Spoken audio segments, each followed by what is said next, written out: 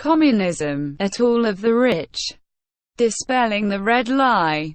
By Withered Rose. One of the biggest lies in political theory is that communism, defined here as any political vision founded upon the theories of Karl Marx, is a defense of the working class. Communism is anything but a defense of the have-nots against the haves. If you stop and reflect on Marx's work, but you can tell that he was speaking somewhat cryptically. He lived in an era of rapidly increasing production, where the working class was quickly ascending to the new middle-class status. Profitability, accordingly, was increasing on the whole, and that the fruits of labor were at an all-time high. Why, then, did Marx speak about the declining rate of profit? He could not have been speaking about workers' profit, because, as we have just mentioned, production was at all-time high and this translated into increased income for the working class. What Marx was speaking about was a potential collapse of the banks. The industrialized people of northern Britain, who were rapidly accumulating savings, starting their own businesses, becoming independently capitalized traders, etc., became less and less dependent on usurious predation. Marx was concerned about the declining rate of banks' profit. Throughout Marx's corpus, he continually attacks the capitalist, by which he means the factory owner, the farmer who owns his farm, and any other worker who came to own his own business.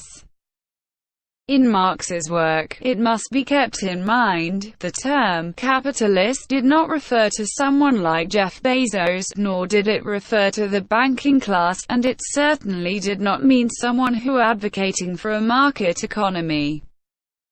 Capitalist is a smear term used against those workers who, having come out of poverty due to increased production and the corresponding higher incomes, was no longer dependent on predatory lending and usurious banking practices. To illustrate this point, in point 1 of the proposed policies of the Communist Manifesto, property in land, farms owned by farmers, is to be abolished. In point 3, inherited property, all family businesses, is to be abolished. In point 7, factory ownership is to be transferred to the state, gutting the newly formed middle class, and in point 9, the distinction between rural and urban areas is to be eliminated, subjecting the previously independent farmers to the dictates of the city council. Not a single point addresses usury or predatory lending. Point 5 recommends the centralization of credit in the hands of the state, meaning that the banks would have even more access to credit than they previously had because they are now merged with the nation's treasury. Interesting, huh? You would think that a pro-working class man, such as Marx, would be interested in freeing the worker from financial dependence. No. All that Marx advocates for leads to more financial dependence on the banks.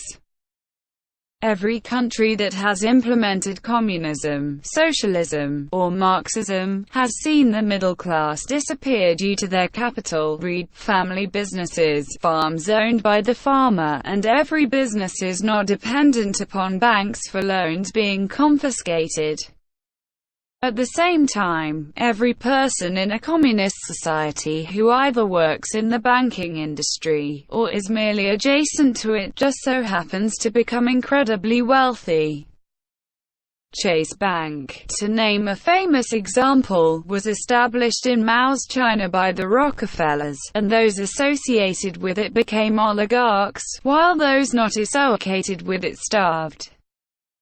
Speaking of starvation, have you noticed that every country, from Russia to Cuba, that has implemented communism experienced a famine? Did you ever notice that those who die in these famines, hint, they are man-made, just so happen to be capitalists? And what did we say a capitalist is just a while ago? A capitalist is anyone who is not dependent upon the predatory and usurious banking class, with frequent candidates being the owner of a family business or a farmer-owned farm. Dependence on the banking elite was ensured by hook or by crook, even if that meant starving millions to death. So, dear reader, the next time you see someone advocating for communism, socialism, or the pathetic attempt to repackage it all as National Bolshevism, know that they are the unknowing puppet of the banking regime.